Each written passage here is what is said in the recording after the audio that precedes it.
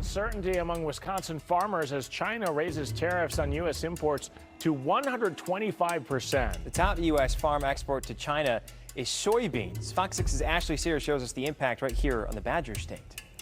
Get here about 6:30 in the morning. Doug Rebout has spent his whole life on the farm. In the spring and fall, when it's go time, we go. Helping expand the business with his brothers by thousands of acres. This was a cornfield last year. He's used to watching the corn and soybeans grow in the fields closely, but lately his eyes have been on something else. We don't want to be stuck in the middle of this. As China announces a 125% tariff on U.S. imports, Rebout, who is also the president of the Wisconsin Soybean Association, says there is unease. China is the largest importer of U.S. soybeans. 67 million bushels from Wisconsin are exported across the world. China buys more than all the other countries combined. Farmers' plans are made years in advance, and changes are not made quickly. Regardless of the tariff, seeds like this will be planted in the fields in the next week. We want to make sure there's fair trade for everyone and every product. We're hoping that there's a way that can be done without hurting agriculture. Rebout says farmers are used to ups and downs, but he's worried about long-term impacts from tariffs. We just want to be able to keep surviving and passing our farms down from generation to generation. He's keeping the faith the crops will grow and there will be someone to buy them. In Janesville, Ashley Sears, Fox 6 News. Rebout says much of the soybeans exported are used for food, feed, and oils. It happened fast. In just 72 hours, China rejected 12,000 tons of U.S. soybeans, a massive shipment worth over $20 million. And that wasn't all. Just days later, several U.S. pork exports were abruptly canceled or turned back at Chinese ports. The official reason? Quality concerns and compliance issues. But the timing and scale of it all suggests something much bigger is going on. For American farmers, this is a nightmare. Soybeans and pork are the U.S.'s most valuable agricultural exports, especially to China. Losing access to that market sends shockwaves across farms, processing plants, shipping companies, and even Wall Street. And China is stepping up efforts to cut its dependence on American farm products amid an escalating trade war, canceling record levels of U.S. pork imports and shifting its source to other countries. The move signals a broader strategy to minimize exposure to U.S. agriculture goods as tensions continue to rise. Last week, Chinese buyers pulled back 12,030 metric tons of pork orders from U.S., marking the largest cancellation since May 2020. The decision comes as tariffs between the two nations reach historic highs, effectively pricing out American producers from one of their most lucrative markets. U.S. farmers, particularly in traditionally Republican-leaning states, are likely to feel the economic squeeze, with ripple effects expected across broader agriculture sectors. Pork futures in the U.S. have already taken a hit, with prices falling readily for contracts stretching from mid-2025 into 2026. The elevated Chinese tariffs, now at a staggering 172% on U.S. pork, have made American products largely uncompetitive compared to alternatives from Spain, Brazil, Chile, the Netherlands, and Canada, which have increasingly filled China's demand for pork. Now, the retreat from U.S. agriculture imports is not limited to pork. China has imposed additional duties on a wide range of American farm goods, including poultry, wheat, corn, cotton, beef, soybeans, and dairy products. Since the initial wave of tariffs during the first phase of the U.S.-China trade tensions in 2018, American farmers have seen their market share erode across key export categories. Brazil has now overtaken the U.S. as China's leading soybean supplier, while beef imports have shifted towards Argentina and Australia. This diversification strategy highlights China's determination to insulate itself. However, for global economists and political analysts, this might be more than a trade dispute. It might be a strategic move, a signal from Beijing that it's ready to loosen its dependence on American goods. China had refused to engage in trade talks with the USA over the tariff issues. China, for example, now speaking out about U.S. tariffs, denying that it is engaged in ongoing talks with the White House. For the latest, let's get to Eunice Yoon in Beijing. Hey, Eunice. Hey, Carl. Well, that's exactly right. China today denied the claims by President Trump that his team is in talks with the Chinese on the tariffs. In fact, the Commerce Ministry said today, at present, there are absolutely no negotiations on the economy and trade between China and the U.S. The Foreign Ministry also made similar remarks, both of those after, of course, President Trump telling reporters that his team was in direct contact with the Chinese every day. Now, in addition, the Commerce Ministry used stronger language by saying that the U.S., if the U.S. really wants to resolve the problem, it should cancel all unilateral measures on China. So this tougher stance comes as a perception is growing here that the Chinese government is really trying to foment that the Chinese have the upper hand and that President Trump is in a weaker position. The hashtag Trump chickening out has been trending with 250 million views. State TV has also been using one of the memes that has bursted onto the scene here when mocking President Trump officially, calling him the 10,000 tariff grandpa and saying that his constituents have been suffering because of some of his actions. The other memes that are going around, King Know-It-All and Trump the nation builder, but that nation is China. And if China is pulling away from U.S. commodities, could it also be getting ready to step away from the U.S. dollar? The soybean rejection made headlines, but it wasn't an isolated event. According to reports, the 12,000 tons of soybeans were already en route to China when customs officials flagged the shipment for excess impurities, a vague term that can mean anything from dust and stems to genetically modified content.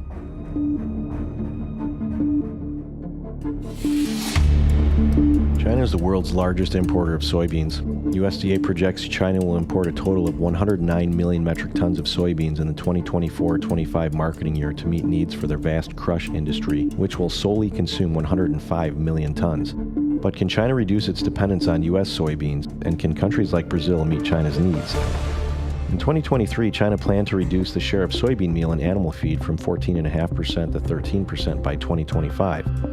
It's now 2025, so additional restructuring of feed rations would be required to move the needle further. However, lower protein content in feed due to reduced soy meal share has caused higher feed usage to reach weight targets for livestock, offsetting any cost savings. And while publicly China's policy is to increase domestic production, reality shows it's been static at 20 million tons for the past 3 years.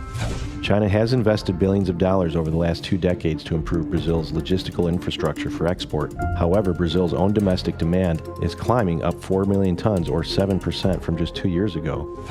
The recent harvest of Brazil's soybean crop is pegged at 169 million tons, up from 154.5 million tons a year ago, but their domestic stockpile will only grow by 2 million tons year over year due to domestic and global usage.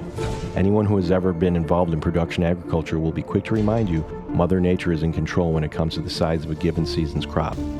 Volatile weather patterns in South America can impact not only the size of their crop, but also the quality. And when Brazil has a crop of poor quality, high-quality U.S. soybeans will be required to blend to maintain standards.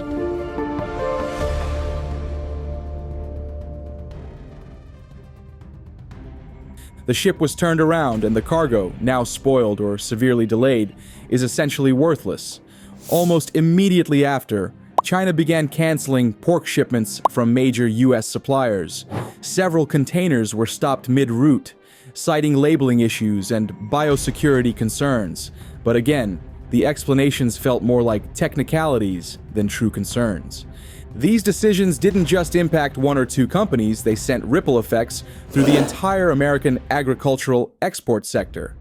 These moves came within days of each other, and it's hard to ignore the political context. The US had just tightened restrictions on semiconductor exports to China and blacklisted additional Chinese firms over alleged national security concerns. China won't sit and take this without retaliating. China is digging in. Americans are waking up to a whole new escalation in the global trade war. Beijing is hiking its retaliatory tariffs on U.S. goods today from 84% to 125%. And for the first time since this all started, we're actually hearing from the Chinese President Xi Jinping himself.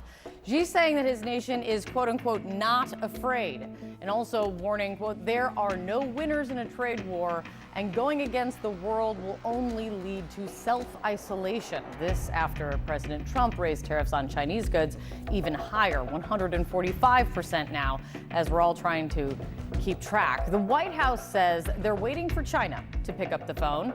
China says essentially the same thing about the United States.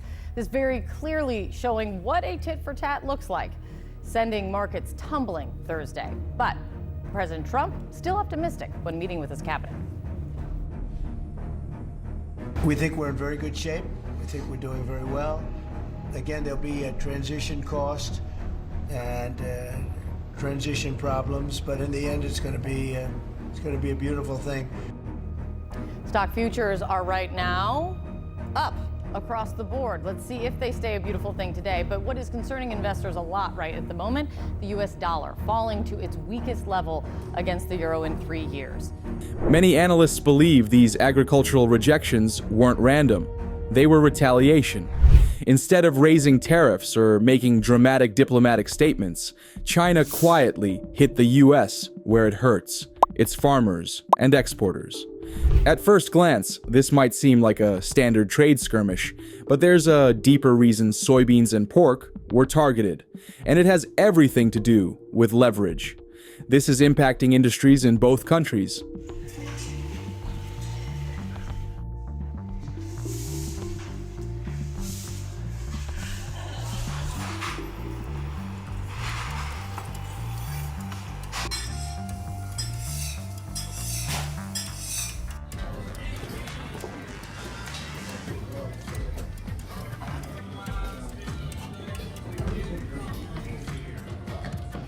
I'm confident the Australians can meet the current beef demands.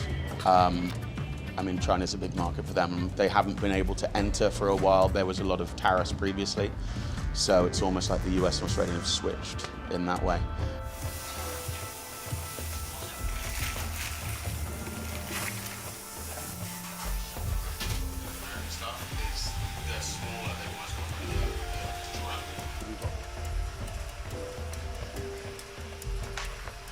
We've got the last of our USDA pork ribs.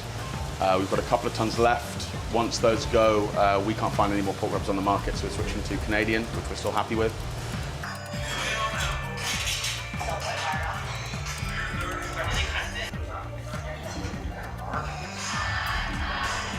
那应该就吃国内牛肉了，或者其他国家也有可能会考虑一下。美国牛肉可能不太会考虑吃。偶尔吧，或者说几个月来吃一次，主要是风味确实可以。会想要去找其他国家牛肉也可以，因为不同国家的牛肉也都不错，不一定是非得美国的。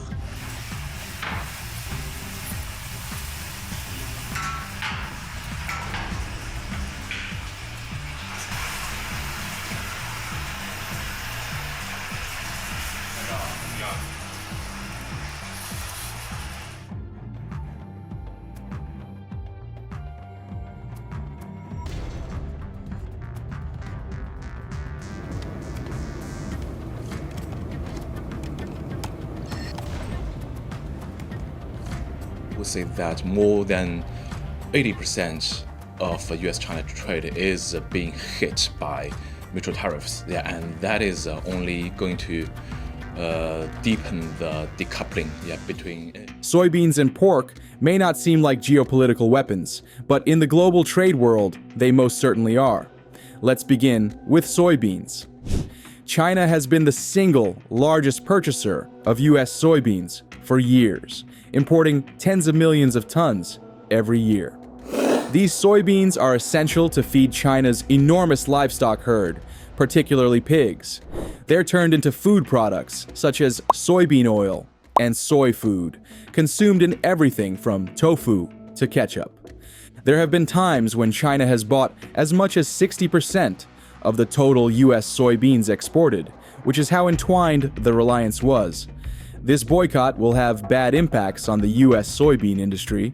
More tariffs could mean more trouble for Iowa farmers. The latest rates with China means that some of the state's biggest ag exports could be staying at home and could be costing farmers a lot of money. Iowa's News Now reporter Faven Zodu is following the developments for us. We are dependent on trade. Right at 50% of the soybeans produced in the United States are exported. And a lot of those soybeans come from Iowa. China announced Friday a tariff of 125% on all U.S. imports, a response to President Trump's 145% rate on Chinese goods. The American Soybean Association's president says it's not good news for America's soybean farmers. China takes more of our soybeans than all other foreign customers combined. So they're a major part of our market. No matter what size you are, these are real impactful tariffs.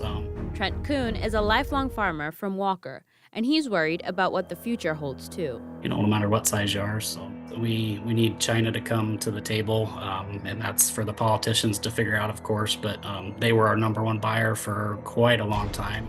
China imported almost $13 billion worth of soybeans from the U.S. last year. That's more than half of the $24 billion worth of all agricultural goods America exported to China in 2024. Kuhn says things are already uneven, and the tariffs just make it worse. We're already at a disadvantage, and then we throw the tariffs on top, then that's just not a good marketplace to be in. And part of this is, too, we're not, world production leaders anymore in soybeans, so we've kind of taken second or third fiddle on the soybean production side. He says the goal is to still make some profit, but even in uncertain times, Kuhn is staying optimistic. For first and foremost, everybody's, desire to make money and make a profit, but then after that, it probably falls to break-even point. And then after that, I think if you do want to make some sales, you just have to pick a number and hope that number's gonna be the right number for you, because there again, this price could go back up or it could go down. We have no idea at this point. Faven Zodu, Iowa's News Now. We're getting closer and closer to planting season, but farmers say that they're still hopeful that things will get resolved before that. Then there's pork. China eats more pork than any nation on the planet, over half of all the world's supply. When African swine fever wiped out China's pig populations in 2018 and 2019, the nation had no other choice but to look abroad for suppliers, and the U.S. filled the void. This generated a $7 billion trade relationship based nearly entirely on demand, one that's now being systematically unwound. By taking aim at these two sectors, China is not only making a statement, it's transforming its entire trade policy. These commodities were selected with purpose. They're at the center of U.S. rural economies, politically charged and extremely export-dependent. Beijing knows that by pressuring here, it will not only distort trade, it'll awaken agitation in major American heartland states, where countless farmers already believe themselves to be behind the curve of global politics. So why is China surging ahead now? Because it's creating alternatives and employing trade as a weapon to resist U.S. influence. This is very harmful to USA. I think that the answer would be yes in some ways, because they understand that this is going to be very painful. They understand that this is going to be hard on the economy. It won't necessarily topple the economy into recession, as some of the concerns are in the U.S. I think one big difference that people should understand is that the political systems are very, very different. This is an authoritarian regime. And so the government, though it has to be somewhat responsive to the Chinese public, doesn't have to be as responsive as the government in the United States. And so because of that, the messaging out of here has been, the sky won't fall, we'll be able to deal, we could just keep going on until the very end. And so that's the messaging, and that looks like what China is going to do, although they have also said that they are open for talks. But again, only if they are treated as an equal and it's on their terms. Eunice, real quick. Oh, I'm sorry, Carl. Nationalism. I'm just curious. We always try and keep an eye on that in the sense of, is it growing there, us versus them, and will there be retaliation against U.S.-based businesses? All attention is currently on Geneva, Switzerland, where dramatic, high-level talks between the United States and China are taking place. It is the first time since the recent tariff escalation when senior officials from the two countries have sat down together in person after the U.S. raised duties on some Chinese goods up to 145%, and China countered with 125% tariffs on American goods such as soybeans and pork. Negotiations are being led by U.S. Treasury Secretary Scott Bessent and Trade Representative Jamieson Greer, facing off against Chinese Vice Premier He Lifeng and Public Security Minister Wang Xiaohong. The US and China kicked off high-level trade negotiations in Switzerland on Saturday. It's a tentative first step towards diffusing a trade war between the world's two largest economies that has disrupted global markets. Chinese Vice Premier He Lifeng resumed talks with US Treasury Secretary Scott Bessent in Geneva after weeks of growing tensions. The trade dispute, combined with US President Donald Trump's decision last month to impose duties on dozens of other countries, has disrupted supply chains, unsettled financial markets, and stoked fears of a sharp global downturn. Earlier this week, President Trump suggested that an 80% tariff on Chinese goods seems right. That suggested for the first time a specific alternative to the 145% levies that he has imposed on Chinese imports. I mean, we're going to see right now, you can't get any higher. It's at 145, so we know it's coming down. Washington is seeking to reduce its trade deficit with Beijing and convince China to renounce what the US says is a mercantilist economic model and contribute more to global consumption.